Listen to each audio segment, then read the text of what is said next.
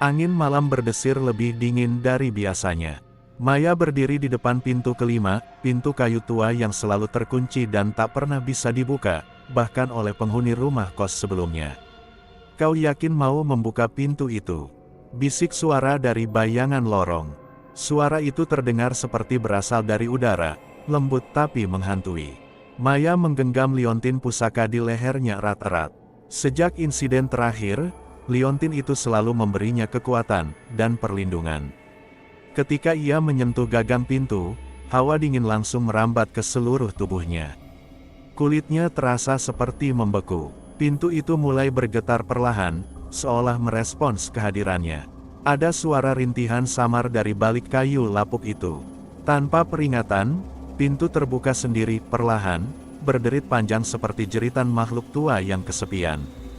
Di balik pintu, lorong sempit dan gelap menyambutnya. Bau anyir menusuk hidung, bercampur dengan aroma kemenyan basi dan kain busuk. Langkah Maya pelan namun pasti. Setiap langkah terasa berat, seperti tanah di bawah kakinya mencoba menelan tubuhnya. Dinding lorong itu dipenuhi goresan tangan berdarah, dan lukisan wajah-wajah kesakitan yang tampaknya hidup. Suara bisikan mulai terdengar dari segala arah. Maya tak bisa membedakan mana nyata, mana khayal. "Kau datang terlambat, Maya," suara itu jelas. Perempuan, tapi serak, penuh dendam. Di ujung lorong, ada cermin tua yang besar. Permukaannya retak, tapi masih cukup jelas untuk memantulkan bayangan. Maya tertegun. Di dalam cermin itu, ia tak melihat dirinya, melainkan sesosok perempuan lain berpakaian pengantin, wajahnya pucat dan matanya kosong.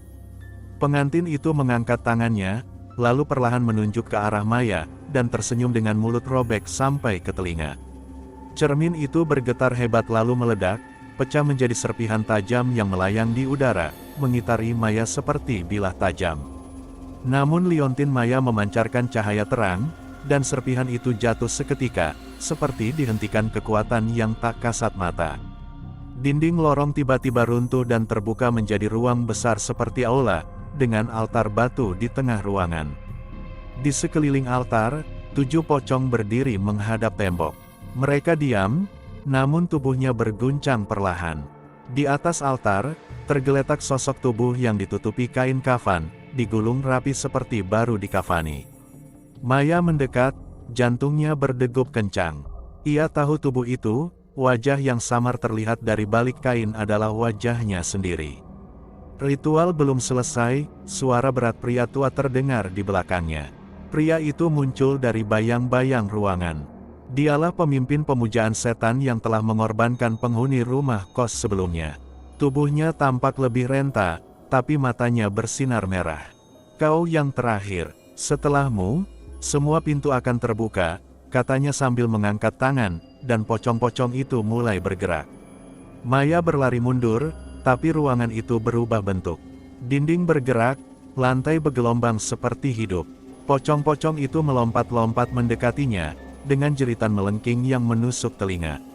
Maya menyalakan liontin pusaka dan berteriak lantang, dengan cahaya leluhur, "Aku tolak kegelapan ini." Sinar putih menyilaukan menyapu seluruh ruangan. Pocong-pocong menjerit dan menghilang satu persatu. Tubuh di atas altar terbakar menjadi abu, dan cermin yang sebelumnya pecah muncul kembali di dinding, memperlihatkan bayangan Maya yang utuh. Pria tua itu meraung, tubuhnya terbakar oleh cahaya liontin. "Ini belum akhir, masih ada, pintu ketujuh." Ia menghilang dalam kobaran api yang dingin, meninggalkan bau gosong dan bisikan kutukan. Maya terduduk lemas, matanya menatap altar kosong, dan lorong yang kini terang benderang oleh cahaya liontin yang perlahan meredup. Ia tahu ini bukan akhir.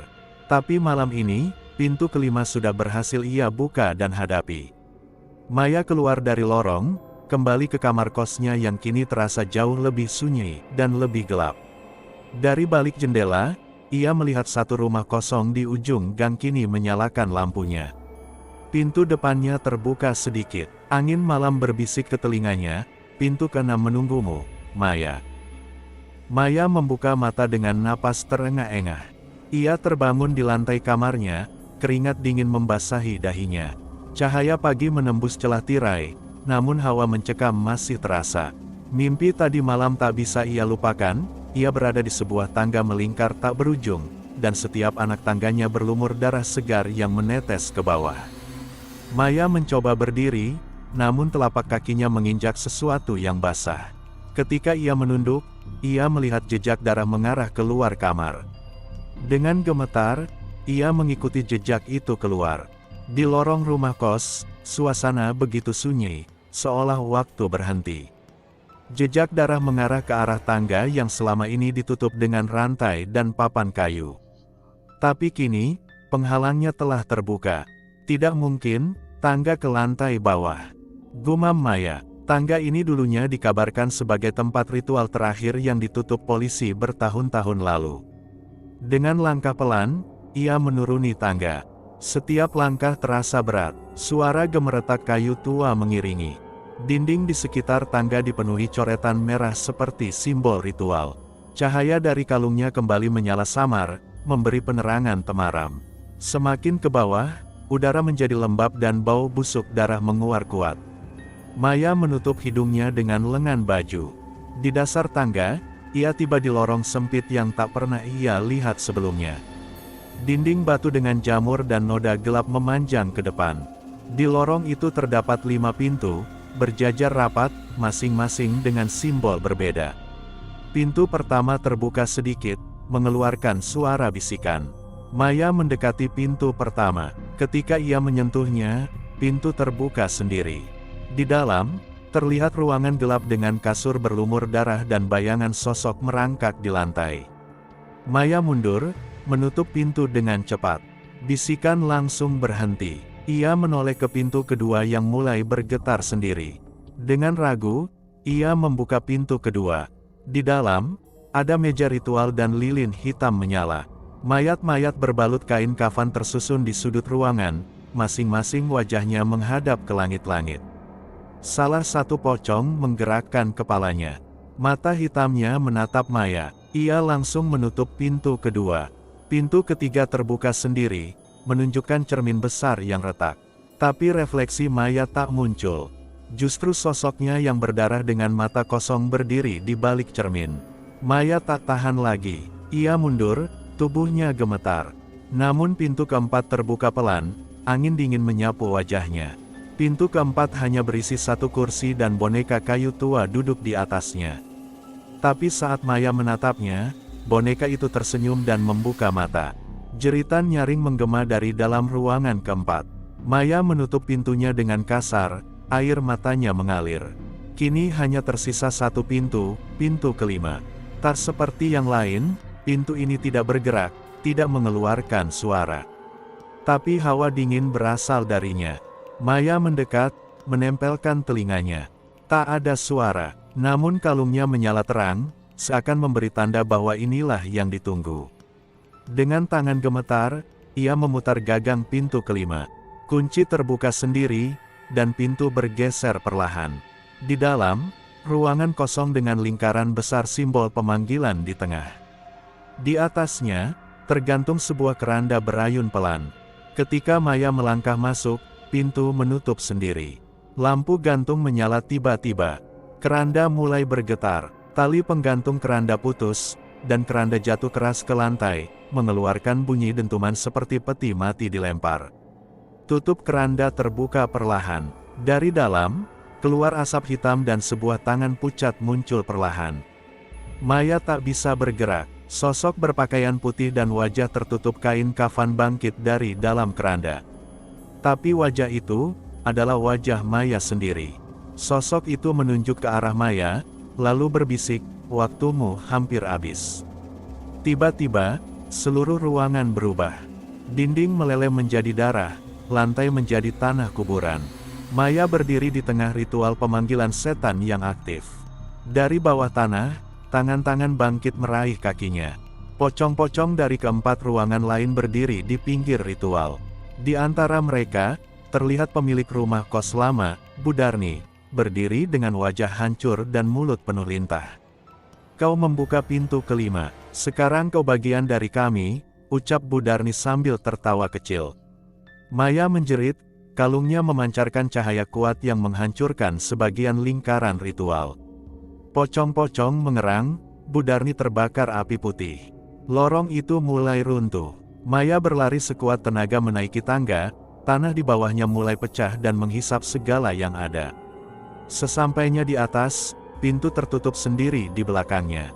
Tangga kembali tertutup rantai. Maya terkapar di lantai rumah kos, tubuhnya gemetar hebat, tapi kini ia tahu, ada rahasia lebih besar yang menantinya di balik pintu-pintu lainnya.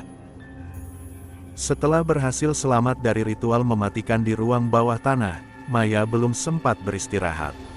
Tubuhnya lelah, tapi pikirannya terus dihantui oleh sosok pocong yang menyerupai dirinya. Malam itu, rumah kos terasa lebih senyap dari biasanya. Tidak ada suara apapun selain detak jam tua di ruang tamu. Penghuni lain masih belum kembali, atau mungkin sudah pergi untuk selamanya. Maya menatap tangga menuju lantai 2. Selama ini, dia menghindari bagian atas rumah itu karena aura gelap yang memancar darinya. Tapi malam ini, dia merasa seolah sesuatu memanggilnya dari sana. Dengan langkah perlahan dan gemetar, Maya menaiki anak tangga. Cahaya remang dari lampu minyak di tangannya menggoyang-goyang, menciptakan bayangan yang menari di dinding. Ketika tiba di lantai 2, hawa dingin menyergap tubuhnya. Ada 5 pintu berjejer di lorong sempit itu, tapi hanya satu yang tertutup rapat dan terkunci dengan rantai besi tua. Di pintu itu tertulis dengan kapur merah, "Jangan dibuka." Namun, Maya bisa merasakan bisikan lirih dari balik pintu, suara perempuan menangis minta tolong. Maya meletakkan telinganya di permukaan pintu. Terdengar isakan pelan, lalu suara mencakar kayu. "Tolong, aku masih hidup." Dengan ragu, dia menyentuh rantai itu. Anehnya, rantainya langsung terlepas sendiri, seolah pintu itu memang ingin dibuka malam ini. Saat daun pintu terbuka, bau busuk menyeruak, bau daging membusuk yang sangat menyengat hingga membuat Maya mual. Di dalam ruangan itu, temaram cahaya memperlihatkan sosok perempuan duduk bersila menghadap tembok. Rambut panjangnya menutupi wajah. Di sekelilingnya, terdapat lilin merah yang menyala setengah meleleh. "Siapa kamu?" tanya Maya pelan. Perempuan itu tak menjawab. Ia hanya mulai menggoyang tubuhnya ke depan dan belakang, sambil bersenandung lagu pengantar tidur yang mengerikan. Maya melangkah masuk, dan saat itu pintu menutup sendiri di belakangnya dengan suara dentuman keras. Lilin-lilin di lantai tiba-tiba padam bersamaan. Ruangan itu langsung gelap total, hanya suara napas Maya yang terdengar. Lalu, tiba-tiba terdengar suara tawa kecil dari sudut ruangan. "Kamu datang juga, akhirnya." Cahaya lilin menyala kembali dengan sendirinya, dan kini perempuan itu berdiri menghadap Maya. Wajahnya penuh luka terbakar, matanya kosong, tapi bibirnya tersenyum lebar. "Aku yang dulu penghuni kamar ini. Mereka mengurungku di sini, karena aku tahu rahasia mereka." Maya bergidik. "Rahasia apa?" Perempuan itu menunjuk ke tembok yang penuh goresan tangan berdarah. "Mereka yang mengikatku di sini, bukan manusia. Mereka para pemuja." Tiba-tiba dinding kamar mulai bergetar. Dari celah-celah kayu, darah menetes pelan. Lilin-lilin mulai berubah warna menjadi hitam. "Kau tak bisa keluar, karena sekarang kau adalah bagian dari rumah ini," bisik perempuan itu sambil mendekat. Maya mencoba membuka pintu, tapi tak bisa. Gagang pintu itu terasa seperti membara, membakar tangannya. Lalu, dari lantai, muncul sosok pocong-pocong kecil, merangkak seperti bayi, mengelilingi Maya. Mereka mendekat dengan gerakan patah-patah dan suara tawa kecil yang menusuk telinga.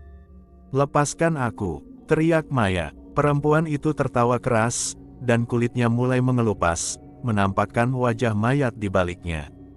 Tiba-tiba, dari dalam kantong baju Maya, liontin yang diberikan Ustadz Rahmat bersinar terang. Cahayanya menyilaukan. Sosok-sosok itu menjerit kesakitan, perlahan meleleh oleh cahaya tersebut.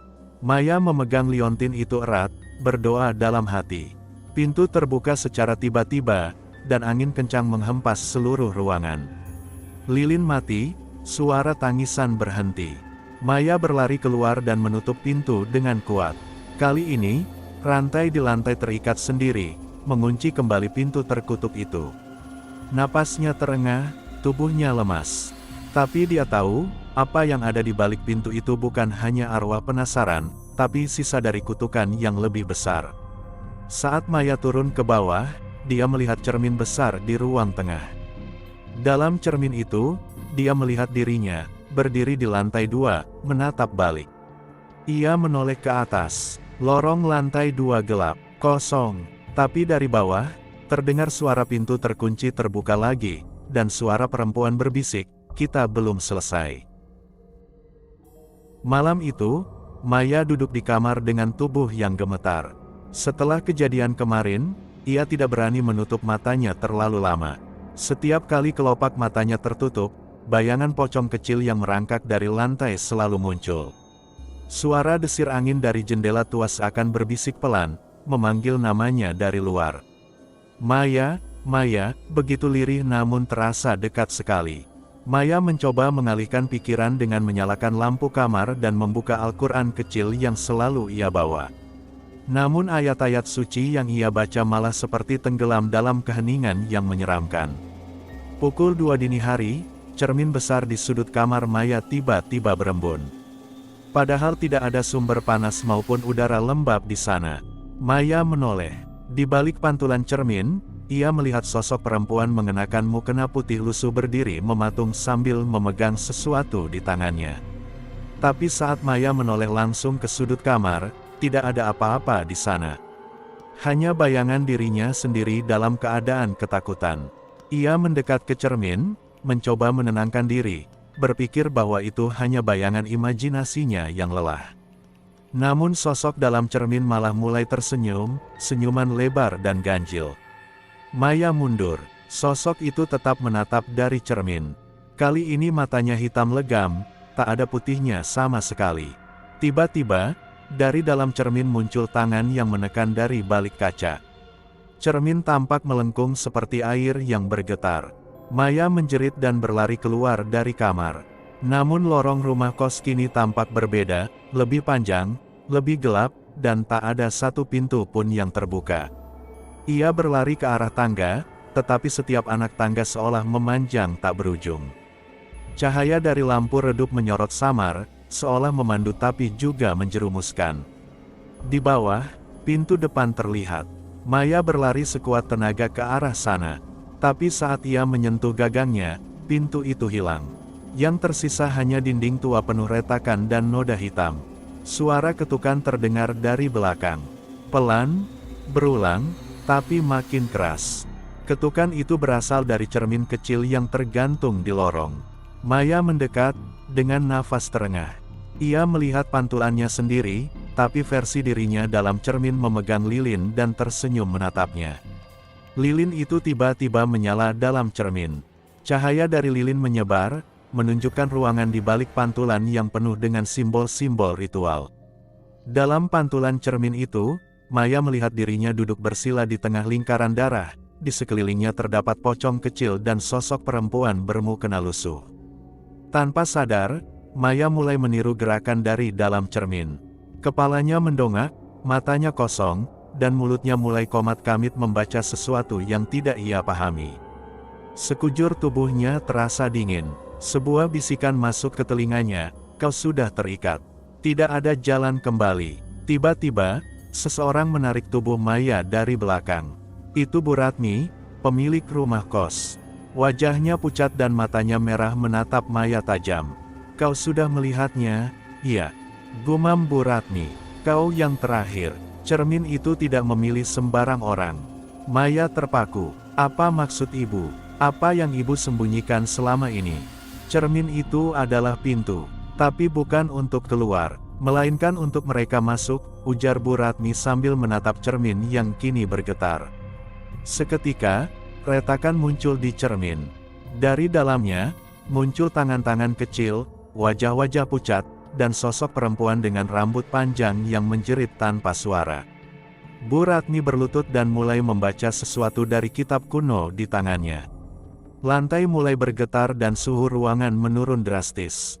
Maya yang masih dalam pengaruh cermin mulai menangis. Ia tidak bisa bergerak. Kakinya terasa seperti tertanam ke tanah.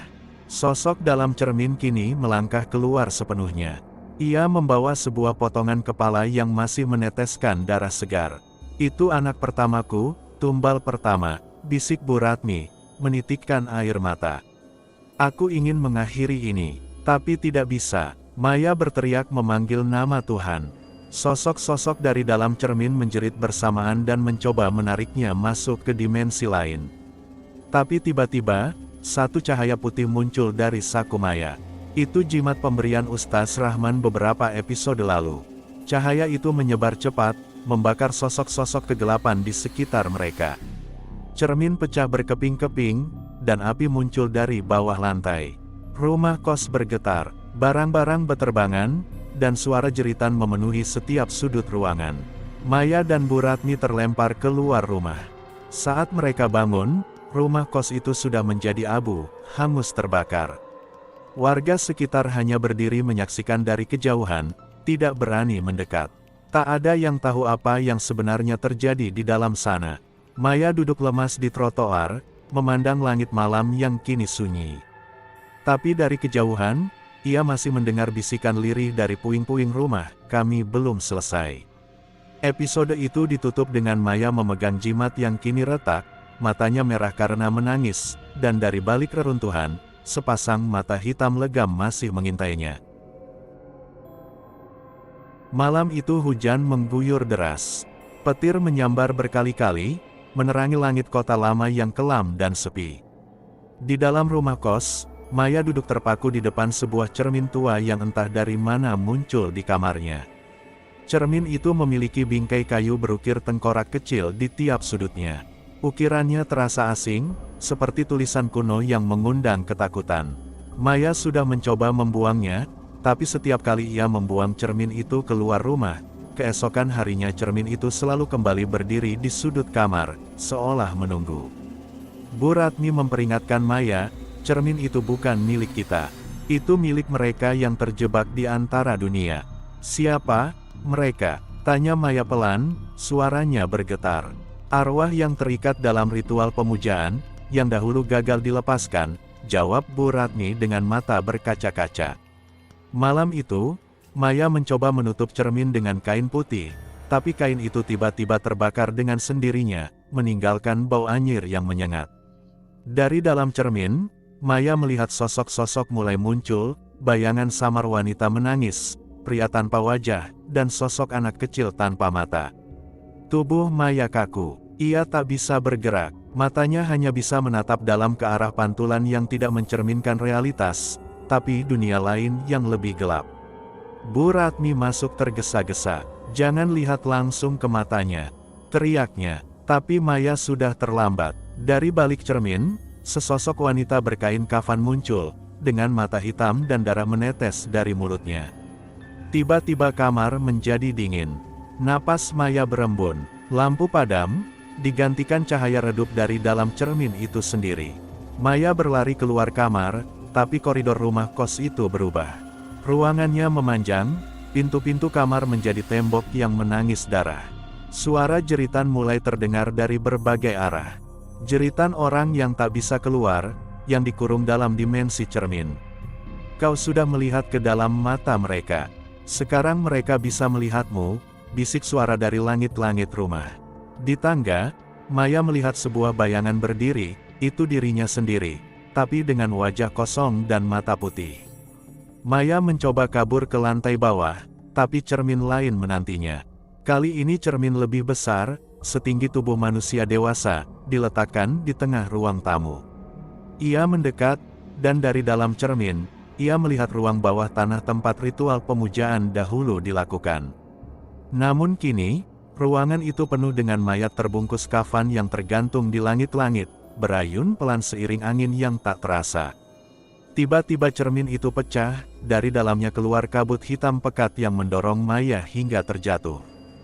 Dari kabut itu, muncul satu persatu, 7 pocong. Mereka tak bergerak, hanya berdiri mengelilinginya. Maya menutup mata, mencoba berdoa, tapi suara-suara dari cermin berbisik di telinganya, membacakan mantra yang tak ia mengerti. Kau adalah bagian terakhir dari pengorbanan itu, suara dalam cermin terdengar jelas. Saat Maya membuka mata, dia sudah berada di ruang bawah tanah, bukan melalui tangga, tapi terseret ke sana lewat cermin. Lilin-lilin menyala di sekeliling lingkaran ritual. Di tengahnya ada peti mati yang terbuka. Maya mendekat, tubuhnya bergerak tanpa kehendaknya. Dalam peti itu, ada dirinya sendiri, tersenyum, tapi matanya terbuka dan kosong. Ia menjerit, tapi tak ada suara keluar dari mulutnya. Tiba-tiba semua lilin padam, dan ia kembali ke kamar. Nafasnya tersengal, jantung berdegup kencang, tapi ia tahu, ini bukan kamar yang sama. Semuanya tampak sedikit berbeda. Di atas meja, tertulis huruf merah, ritual belum selesai. Bu Ratmi muncul dari balik pintu. Mereka belum membawamu karena kau belum menyerahkan cermin itu. Tapi aku tidak tahu bagaimana. Seru Maya, kau harus kembali ke ruang bawah tanah. Serahkan darahmu, bukan nyawamu. Hanya itu yang bisa menghentikan mereka. Maya menggenggam belati kecil yang diberikan Bu Ratmi. Malam itu, ia turun ke ruang bawah tanah, sendirian. Di sana, ia berdiri di tengah lingkaran, menusukkan jarinya hingga darah menetes ke dalam mangkuk hitam. Tapi tepat saat darah terakhir jatuh, suara tawa meledak dari balik tembok, dan cermin-cermin mulai bergetar, karena mungkin, Maya tidak menghentikan mereka, tapi justru membebaskan semuanya.